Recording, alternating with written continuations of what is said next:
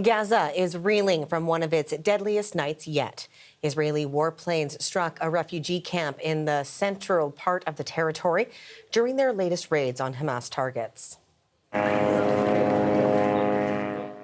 Today, survivors have been searching through the ruins of their destroyed homes.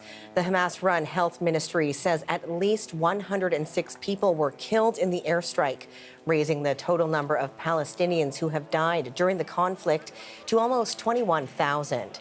CBC's Julia Wong has more from London.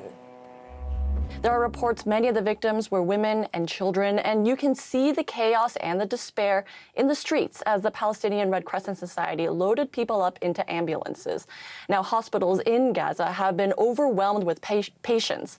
Many are not able to operate like normal because there simply is not the capacity. The United Nations says 80% of Gazans have been displaced because of the fighting.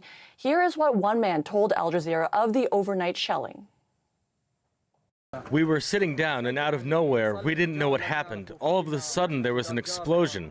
We didn't know if it was our house or our neighbors. We went down and found dead bodies everywhere. We got 5 dead bodies out of my neighbor's house. We are trying to rescue those trapped.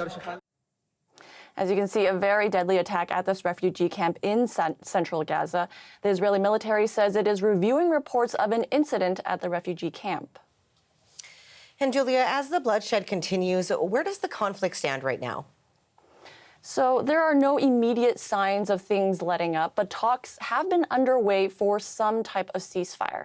Israeli and Palestinian media are reporting a new proposal by Egypt would see 3 phases over a period of time. The phases would see a halt in fighting, waves of hostages freed by Hamas in exchange for the release of Palestinian prisoners, and the creation of a Palestinian government to oversee Gaza and the West Bank. Now, this comes as Israeli Prime Minister Benjamin Netanyahu has said Israel is deepening the war in the Gaza Strip, a war that started after a surprise attack by Hamas militants killed about 1,200 people in Israel in October. He has stressed the only way the war will end is when Hamas is eliminated, something he admits will take some time. Here's what Netanyahu said in his Christmas message. This is a battle not only of Israel against these barbarians, it's a battle of civilization against barbarism. And I know in this that we have your support. I want to thank you for your support. I want to thank you for your prayers. And I want to assure you that as we stand together, we will also prevail. Now, Hamas took around 250 people hostage after that attack in October. Roughly 100 people have been released over the last few months, and several were killed, some as a result of friendly fire. And that was CBC's Julia Wong in London.